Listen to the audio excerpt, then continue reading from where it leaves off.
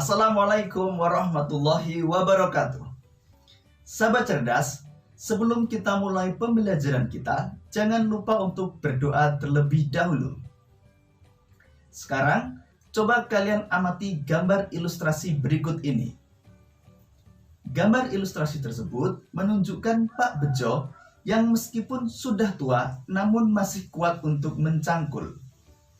Tahukah kalian mengapa Pak Bejo yang meskipun sudah tua namun masih kuat untuk mencangkul? Jawabannya, karena Pak Bejo masih memiliki tulang-tulang dan otot yang kuat.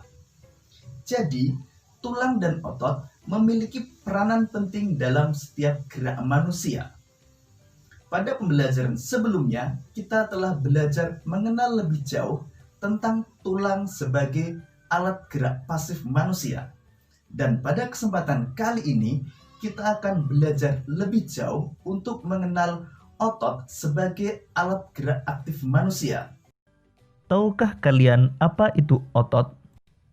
Otot adalah jaringan yang ada di dalam tubuh manusia, berupa alat gerak aktif yang menggerakkan tulang sehingga menyebabkan suatu organisme atau individu dapat bergerak. Otot bekerja dengan cara berkontraksi dan berelaksasi. Contohnya pada otot bisep dan trisep.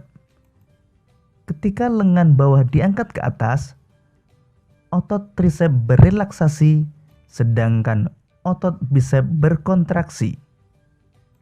Kemudian saat lengan bawah dikembalikan ke posisi semula, otot trisep berkontraksi, sedangkan otot bisep berelaksasi. Fungsi otot pada manusia: menggerakkan badan dan alat gerak, sehingga manusia dapat melakukan berbagai gerakan, seperti berjalan, berlari, mengangkat, dan memegang.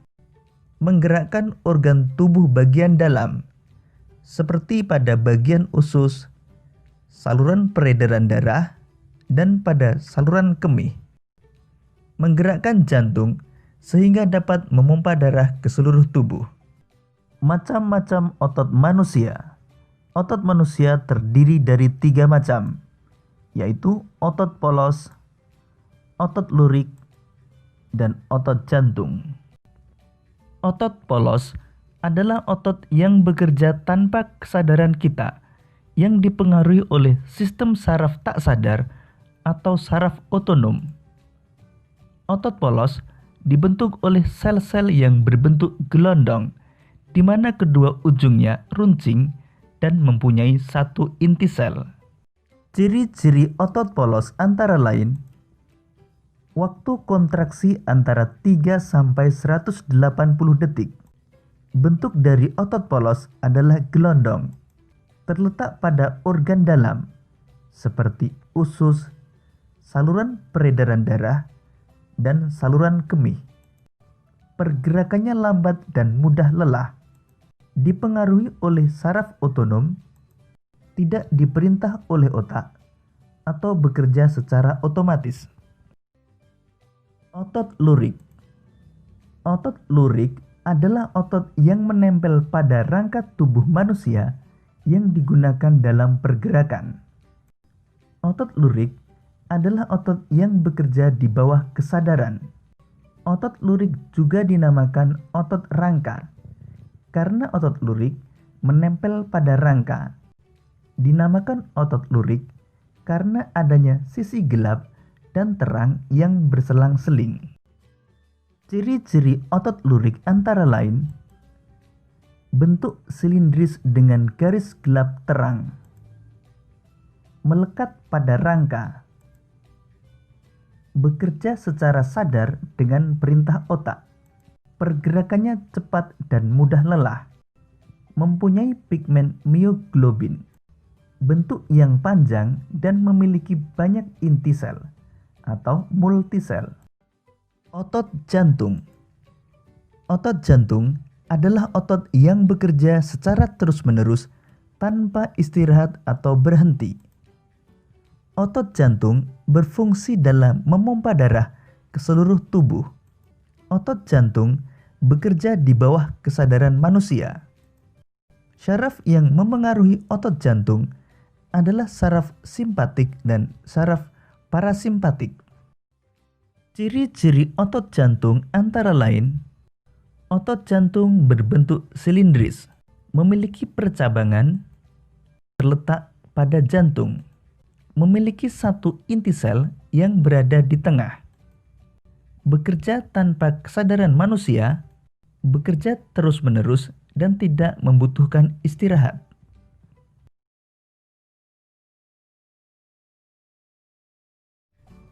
Sahabat cerdas, pernahkah kalian bermain sepak bola? Saat bermain sepak bola, pernahkah kalian mengalami keseleo atau cedera? Keseleo merupakan gangguan atau cedera yang terjadi pada otot. Hal tersebut dapat terjadi karena adanya gerakan dadakan, kekurangsiapan otot untuk melakukan suatu gerakan, juga karena adanya paksaan gerakan pada otot. Keseleo bisa terjadi kapan saja dan di mana saja, serta dalam kegiatan apa saja, misalnya saat berolahraga.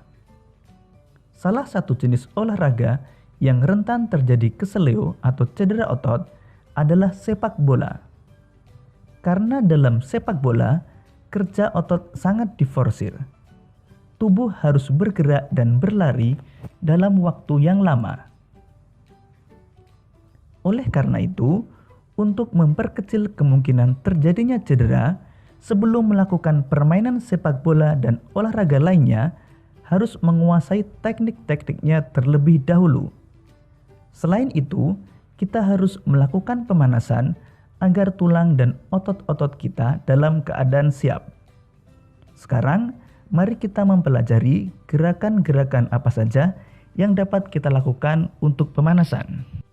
Berikut ini macam-macam gerakan otot yang dapat kita lakukan saat pemanasan. Yang pertama, gerak membengkokkan. Contohnya gerakan membengkokkan lutut, siku, dan ruas jari. Kemudian gerak meluruskan. Contohnya gerakan meluruskan lutut, siku, dan ruas jari. Kemudian gerakan mendekatkan. Contohnya gerakan mendekatkan tungkai dengan tubuh. Kemudian gerak menjauhkan. Contohnya gerak merentangkan tangan dan gerak tungkai menjauhkan dari tubuh. Kemudian gerak memutar. Contohnya gerakan memutar lengan. Dan yang terakhir, gerak menekan ke bawah atau menurunkan. Contohnya gerak mengentakkan kaki dan gerak menekan benda menggunakan tangan. Selain melakukan gerakan-gerakan pemanasan tadi, untuk menghindari cedera, kita juga dapat melakukan beberapa hal yang dapat menjaga dan merawat kesehatan otot. Sekarang, mari kita mempelajari lebih jauh tentang cara menjaga kesehatan otot. Cara menjaga kesehatan otot. Yang pertama, menghindari gerakan yang membebani kerja otot secara berlebihan. Agar terhindar dari gangguan atau cedera otot, maka kita harus menghindari kegiatan atau gerakan yang dipaksakan, gerakan tiba-tiba, dan kegiatan-kegiatan yang terlalu membebani kerja otot. Yang kedua, melakukan peregangan.